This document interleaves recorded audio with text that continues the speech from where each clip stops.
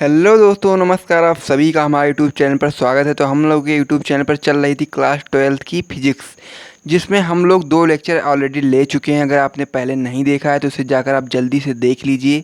हम लोग का फर्स्ट चैप्टर चल रहा था वैद्युत आवेश तथा क्षेत्र, जिसमें हम लोग 2 लेक्चर कंप्लीट कर चुके हैं। तीसरा लेक्चर है आज हम लोग का, और आज की वीडियो में हम लोग पढ़ने वाले हैं वैद्युत क्षेत्र के बारे में, फिर वैद्युत बल रेखाओं के बारे में पढ़ेंगे। उसके बाद में फिर वैद्युत बल रेखाओं के गुण के बारे में पढ़ेंगे। मतलब बहुत सारी चीज़ों को हम लोग इस वीडियो में पढ़ने वाले हैं, तो वीडियो को आप लोग अंत तक ज़रूर देखें। और अगर आपको इसी प्रकार के नोट्स चाहिए biology, chemistry, physics, Hindi, English के बिल्कुल फ्री में, तो आप लोग हमारे चैनल को ज़रूर सब्सक्राइब कर लीजिए, वीडियो को लाइक कर दीजिए, ताकि आप लोगों को हर एक चैनल, हर एक सब्जेक्ट का, आपको हर एक टॉपिक का, हर एक चैप्टर का आपको बिल्कुल फ्री में नोट्स दिया जा सके, और हर एक सब्जेक्ट का आपको बिल्कुल फ्री में वीडियो दी जा सके, बिल्कुल ही अच्छे तरीके से नोट्स बनाकर आपको प्रोवाइड किया जा सके। तो इसके लिए आपको बस कुछ नहीं करना, वीडियो को लाइक और चैनल को सब्सक्राइब करना है, ठीक। तो हम लोग आज का टॉपिक है वो वैद्युत क्षेत्र, जिसे इंग्लिश में कहते हैं इलेक्ट्रिक फील्ड। तो इसकी परिभाषा है कि किसी आवेश अथवा आवेशों के समुदाय के चारों ओर का वह क्षेत्र जिसमें किसी अन्य आवेश को लाने पर उस पर क्या होता है, आकर्षण या प्रतिकर्षण बल कार्य करता है, वैद्युत क्षेत्र कहलाता है। तो जब वैद्युत बल रेखाओं के बारे में हम लोग पढ़ेंगे तो ये चीज़ आपको बहुत अच्छे से क्लियर हो जाएगी, एकदम मक्खन के तरीके से।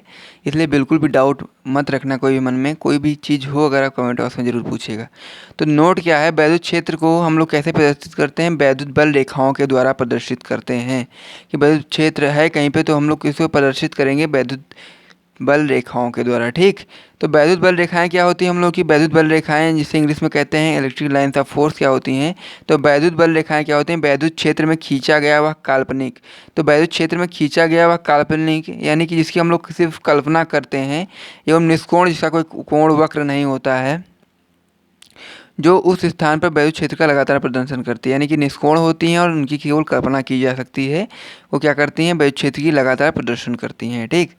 तो जैसे मान लीजिए आपने सबसे पहले क्या देखा था, वैद्युत क्षेत्र देखा था। तो वैद्युत क्षेत्र में हम लोग क्या पढ़ा था कि किसी आवेश, यानी कि मान लीजिए कोई आवेश आपका, किसी आवेश यहाँ पे लिखा है ना, तो मान लीजिए किसी आवेश, मान लीजिए आप धनावेश की बात कर लीजिए, धनावेश की वैद्युत बल रेखाएं किस प्रकार से होती हैं। तो धनावेश की जो वैद्युत बल रेखाएं होती हैं आपकी, इस प्रकार से निकलती हुई दिखाई देती हैं, ठीक। तो जब इनके अंदर लाएंगे आप किसी भी वस्तु को, किसी भी आवेश को, यानी कि ऋणावेश को मान लीजिए आप इसके पास लेकर आएंगे, इसके जो वैद्युत बल रेखाएं हैं इनके करीब लेकर आएंगे, तो क्या होगा, इनके अंदर प्रतिकर्षण यानी आकर्षण बल लगेगा। यानी अगर आप प्लस प्लस लेकर आएंगे तो उसमें क्या होगा, प्रतिकर्षण बल लगेगा, और यदि आप प्लस माइनस को लेकर आएंगे पास में तो उसमें क्या लगेगा, आकर्षण बल लगेगा, ठीक दोस्तों। तो पहले आप देख सकते हैं कि धनावेश की वैद्युत बल रेखाएं आपको ऊपर की ओर ऐसे बाहर निकलती हुई दिखाई देती हैं, और जो ऋणावेश की जो वैद्युत बल रेखाएं होती हैं वो इनकी ओर आती हुई दिखाई देती हैं। अगर इन दोनों को अगर इस प्रकार से देखा जाए, तो जैसे मान लीजिए यहाँ पे धनावेश से आपकी वैद्युत बल रेखाएं निकलती हैं और यहाँ पे आके समाप्त होती हैं, यानी कि वैद्युत बल रेखाएं आपकी धनावेश से निकलती हैं और ऋणावेश पर आके समाप्त होती हैं, कोण बनाती हुई। कि वैद्युत बल रेखाएं आपकी धनावेश से निकलती हुए कोण बनाते हुए, वक्र बनाते हुए आपका निष्कोण यानी वक्र बनाते हुए आपके ऋणावेश पर आकर समाप्त होती हैं, ठीक। तो इसे ही हम क्या कहते हैं, वैद्युत क्षेत्र कहते हैं, वैद्युत बल रेखाएं कहते हैं। धनावेश एवं ऋणावेश की संयुक्त बल रेखाएं का मतलब ये है कि धनावेश एवं ऋणावेश की जो रेखाएं हैं वो जुड़ी हुई हैं आपस में, तो क्या संरचना बन के आ रही है, संरचना को ही हम लोग कहते हैं वैद्युत बल रेखाएं, ठीक दोस्तों। तो वैद्युत बल रेखाएं में क्या होता है कि ये जो आप देख पा रहे हैं कि धनावेश से निकलती हैं और ऋणावेश पर आकर समाप्त होती हैं, और जितना ही पास इन लोगों की दूरी जितनी ज़्यादा होगी उतना ही आपका जो वैद्युत क्या होगा, आपका जो वैद्युत बल रेखाओं का जो जितना ही पास होंगे उतना ही वैद्युत क्षेत्र जो होगा प्रबल होगा, और जितना ही ज़्यादा इन दोनों के बीच में दूरी होगी वो आपका वैद्युत क्षेत्र जो होगा वो आपका दुर्बल हो जाएगा। यानी कि अगर आपको प्रबल वैद्युत क्षेत्र चाहिए तो इनकी जो बीच की दूरी होगी तो घटानी होगी, और इनका अगर दुर्बल वैद्युत क्षेत्र चाहिए तो इन दोनों के बीच को दूरी को बढ़ा दीजिए, बस आपको आपका यहाँ पर दुर्बल वैद्युत क्षेत्र देखने को मिल जाएगा।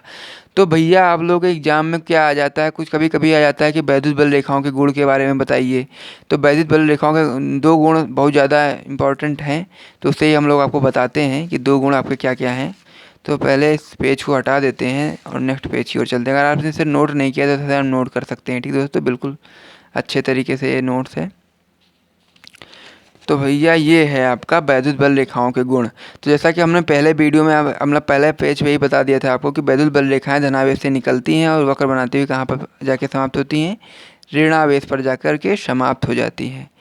और वैद्युत बल रेखाओं का जितने ही पास होंगे वैद्युत बल रेखाएं जितने रेखाओं का पास होना क्या होगा, वैद्युत क्षेत्र को प्रदर्शित करेगा, प्रबल वैद्युत क्षेत्र को प्रदर्शित करेगा। और वैद्युत बल रेखाएं जितने ही दूर दूर होंगी उनके बीच क्या होगा, दुर्बल वैद्युत क्षेत्र प्रदर्शित करता है। तो इतनी चीज़ आपको बिल्कुल अच्छे से क्लियर हो गई होगी, बिल्कुल भी कोई भी डाउट नहीं होगा, एकदम मक्खन तरीके से बिल्कुल ही क्लियर हो गया होगा। ठीक, अब हम बात कर लेते हैं वैद्युत क्षेत्र की तीव्रता के बारे में, जिसे हम इंग्लिश में कहते हैं इंटेंसिटी ऑफ इलेक्ट्रिक फील्ड। ठीक, तो जब वैद्युत क्षेत्र में कोई एकांक परीक्षण आवेश पर लगने वाला जो वैद्युत बल होता है उसे क्या कहते हैं, वैद्युत क्षेत्र की तीव्रता कहते हैं। तो इसका फॉर्मूला आप क्या लिखेंगे, जैसे मान लीजिए कोई वैद्युत क्षेत्र में क्या है, एक एकांक परीक्षण आवेश Q0 है। ठीक दोस्तों, Q0 है, उसके ऊपर लगने वाला बल क्या है, F है। ठीक, बल क्या है, F है। तो उससे क्या कहते हैं, बल को ही क्या कहते हैं, वैद्युत क्षेत्र की तीव्रता, यानी E बराबर क्या होता है, F/Q0। यही क्या है आपका वैद्युत क्षेत्र की तीव्रता का फॉर्मूला है। ठीक दोस्तों, यहाँ पर आप देख सकते हैं नीचे कि आपको इस प्रकार से दिया हुआ है कि वैद्युत क्षेत्र की तीव्रता कहते हैं, इसे कैपिटल ई से प्रदर्शित करते हैं। यदि Q0 परीक्षण आवेश पर लगने वाला वैद्युत बल F हो तो वैद्युत क्षेत्र की तीव्रता क्या होती है आपकी, E बराबर F/Q0 होता है। अब हम लोग को आपका मात्रक लिखने को आ जाए कि परीक्षा में, तो आप लोग मात्रक कैसे लिखेंगे। तो भैया हम लोग आपको मात्रक निकालना मतलब मात्रक लिखना बताएंगे। तो आप लोग को मात्रक किस प्रकार से लिखना है, आप लोग जानते हैं कि जो F है, F का मात्रक कितना होता है, यानी कि बल का मात्रक होता है आपका न्यूटन। ठीक, तो इसकी जगह पर आप न्यूटन लिख देंगे, इसकी जगह पर क्या लिखेंगे आप, न्यूटन लिख देंगे। और वहीं पे अगर आपका ये Q0 दिया है तो आवेश का मात्रक कितना होता है, तो आवेश का मात्रक आपका होता है कूलाम। तो आपका क्या निकल के आ जाएगा मात्रक वैद्युत क्षेत्र की तीव्रता का, तो मात्रक आपका निकल के आ जाएगा न्यूटन पर कूलाम। ठीक दोस्तों, अब वहीं पे अगर आपको विमीय सूत्र भी निकालना है तो विमीय सूत्र किस प्रकार से निकालेंगे, ये आप देख सकते हैं मात्रक किस प्रकार से लिखा हुआ है, फिर विमीय सूत्र किस प्रकार से निकालेंगे।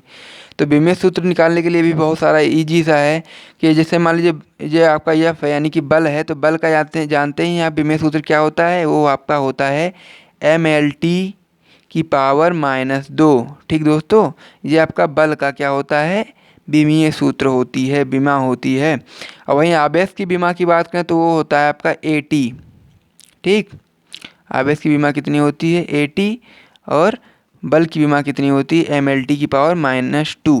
ठीक, अब इसको हम लोग सॉल्व कैसे करेंगे, तो हम लोग AT को ऊपर लेकर जाएंगे। ठीक दोस्तों, तो क्या हो जाएगा आपका AT जो नीचे प्लस में है ऊपर जाके माइनस में हो जाएगा। तो M को M ही लिख देंगे क्योंकि ये प्लस में है, तो इसको ऐसे ही लिख देंगे। उसके बाद फिर L को भी L ही लिख देंगे। उसके बाद T की बात करें तो पहले से ही ऊपर T मौजूद है, वो भी 2 माइनस में मौजूद है, और नीचे 1 है, तो ये ऊपर जब जाएगा तो क्या हो जाएगा आपका माइनस में हो जाएगा। तो माइनस में जब ये हो जाएगा तो आपके T कितने हो जाएंगे, -3 T हो जाएगा। ठीक, उसके अंदर फिर आपका क्या बचा, A, तो A नीचे प्लस में है और ऊपर जब जाएगा A तो ये आपका माइनस में हो जाएगा, तो A-1। तो बीमा आपकी ये निकल कर आ गई, ये आप यहाँ पर देख सकते हैं बीमा आपकी। और वहीं राशि की बात करें तो ये आपका होता है सदिश राशि। तो इतना आपको बहुत अच्छे से क्लियर हो गया होगा। अब हम लोग बढ़ते हैं अपना नेक्स्ट जो आपका टॉपिक है, जो है आपका, उसे हम लोग करेंगे। तो इसे अगर आपने नोट नहीं किया अभी तो नोट कर लीजिए, वरना आपको अगर नोट्स चाहिए इसका बिल्कुल फ्री में तो आप हमें कमेंट बॉक्स में बताइए, इसका नोट बिल्कुल फ्री में आपको अपलोड कर दिया जाएगा। तो चलते हैं नेक्स्ट पेज की ओर।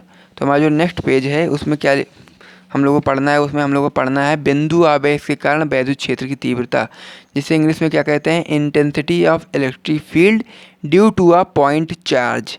ठीक दोस्तों, तो सबसे पहले हम लोग इसको पढ़ लेते हैं। ठीक, उसके बाद फिर इसको चित्र के माध्यम से समझ लेंगे, कोई भी डाउट नहीं रहेगा आपका, बिल्कुल अच्छे से आपको समझाऊंगा। कि माना कि कोई बिंदु आवेश +Q है, ठीक, किसी ऐसे परावैद्युत माध्यम में स्थित है जिसका परावैद्युतांक कितना है, K है। इससे R दूरी पर यानी कि +Q से R दूरी पर कोई बिंदु है जिसका नाम क्या है, P है। वहाँ पर क्या स्थित है, +Q0 आवेश स्थित है, परीक्षण आवेश स्थित है। इसलिए दोनों आवेशों के बीच लगने वाला वैद्युत बल हम लोग को ज्ञात करना है। ठीक, तो चित्र हम लोग किस प्रकार से इसका बनाएंगे, देख सकते हैं आप कि कोई बिंदु है, वहाँ पर क्या स्थित है आपका, +Q स्थित है। ठीक, +Q स्थित है आवेश। तो इससे r दूरी पर क्या है, इससे r दूरी पर आपका कोई बिंदु P है, ठीक, कोई बिंदु P है। यहाँ पर आपका क्या स्थित है, प्लस क्यू नॉट आवेश उपस्थित है r दूरी पर, ठीक दोस्तों। तो वैद्युत क्षेत्र की तीव्रता क्या होगी, आपकी वैद्युत क्षेत्र का जो दिशा होगी वो आपकी इधर की ओर होगी, क्योंकि देख सकते हैं आप पे यहाँ भी प्लस है यहाँ भी प्लस है, तो इन दोनों में क्या बल कौन सा बल लगेगा, इसमें लगेगा प्रतिकर्षण बल, यानी कि एक दूसरे से दूर जाएंगे ये लोग। तो हम लोग समझ गए होंगे, आपको बिल्कुल अच्छे से समझ में आ गया होगा, ठीक। अब हम लोग को क्या करना है कि दोनों क्या कहते हैं आवेशों के बीच लगने वाला वैद्युत बल ज्ञात करना है, ठीक, F ज्ञात करना है। तो F जैसे कूलाम का नियम से हम लोग देखेंगे, तो कूलाम का नियम का फार्मूला होता है आपका F बराबर 1/4 पाई एप्सिलॉन नॉट K, क्योंकि यह परावैद्युत माध्यम में स्थित है इसलिए K का इस्तेमाल हम लोग करेंगे, Q1 Q2 अपान R स्क्वायर। तो आपका कूलाम का नियम ये होता है। अब हम लोग को कूलाम के नियम में हम लोग को अपना जो वैल्यू है उसे पुट करना है, ठीक। तो कूलाम के नियम में हम लोग वैल्यू किस प्रकार पुट करेंगे कि यहाँ पर आपका प्लस Q है तो यहाँ पर Q की जगह Q लिख देंगे, और यहाँ पे आपका प्लस Q नॉट है यानी कि परीक्षण आवेश है, तो परीक्षण आवेश की जगह परीक्षण आवेश लिख देंगे, ठीक। तो आपका बस बाकी चीज़ें सेम रहेंगी, बस इसी को चेंज करना है, अपान में आपका R स्क्वायर हो जाएगा। अब इसको इस एक और प्रकार से लिखा जा सकता है कि यदि हम क्या करें Q नॉट को इसके नीचे ला कर रख दें, यानी कि जो F है F के नीचे ला कर रख दें, बटे में से कर दें, तब क्या हो जाएगा आपका, तो सेम चीज़ रहेगी, F अपान क्या हो जाएगा Q नॉट बराबर क्या हो जाएगा 1/4 पाई एप्सिलॉन नॉट के Q अपान R स्क्वायर, ठीक दोस्तों। लेकिन हम लोग क्या जानते हैं कि जो आपका F अपान Q नॉट होता है वो होता है आपका वैद्युत क्षेत्र की तीव्रता, जो हम लोगों ने अभी पिछले पेज पे पढ़ा था, वो आपका फॉर्मूला होता है। तो इसकी जगह पर हम लोग क्या लिख सकते हैं, E लिख सकते हैं, यहाँ पर देख सकते हैं आप। लेकिन F अपान Q नॉट क्या होता है, E होता है, बराबर होता है E के बराबर होता है, यानी कि वैद्युत क्षेत्र की तीव्रता के बराबर होता है। वैद्युत क्षेत्र की तीव्रता का जो ये फार्मूला ही है, तो आप लोग क्या करेंगे, इसकी जगह पर क्या कर देंगे, E लिख देंगे। तो यहाँ पे जहाँ पर आप लोग को यहाँ पर ये देखने को मिल रहा है, यहाँ पर आप लोग E लिखेंगे, तो E लिखेंगे तो फार्मूला क्या बन के आएगा, E बराबर 1/4 पाई एप्सिलॉन नॉट के Q अपान R स्क्वायर। अब वायु और निर्वात में जब आप देखेंगे तो वहाँ पर क्या K का मान जो होता है वो 1 के बराबर होता है। तो अगर आप यहाँ पर 1 रखेंगे तो क्या हो जाएगा, 1 यहाँ पर समाप्त हो जाएगा, 1 यहाँ से हट जाएगा, तो आपका फार्मूला निकल के क्या आ जाएगा, बिंदु आवेश के कारण वैद्युत क्षेत्र की तीव्रता का वो फार्मूला इस प्रकार से होगा, E बराबर 1/4 पाई एप्सिलॉन नॉट के Q अपान R स्क्वायर, ठीक दोस्तों। ये हो गया आपका एक फार्मूला। लेकिन अगर आप चाहें तो इसको ऐसे भी लिख सकते हैं, यानी कि इसके स्थान पर क्या है, जो आपका 1/4 पाई एप्सिलॉन नॉट है, इसका मान लिख देंगे अगर हम, E बराबर 9 × 10⁹ Q अपान R स्क्वायर। इसका मान आपको याद होगा, अगर आपको नहीं आता तो इसे आप याद कर लीजिए, क्योंकि हमने पिछले वीडियो में इसको कवर किया था, ठीक। तो इसी के साथ इस वीडियो को मैं समाप्त करता हूँ। वीडियो आपको पसंद आए तो वीडियो को लाइक और चैनल को सब्सक्राइब करना बिल्कुल भी ना भूलो दोस्तों। आप लोग सपोर्ट दिखाइए ताकि हम लोग बहुत सारी क्लासेस आपको दे सकें बिल्कुल फ्री में, और नोट्स भी बिल्कुल फ्री में प्रोवाइड कर सकें। तो थैंक यू दोस्तों, इसी के साथ वीडियो को समाप्त करते हैं। जय हिंद।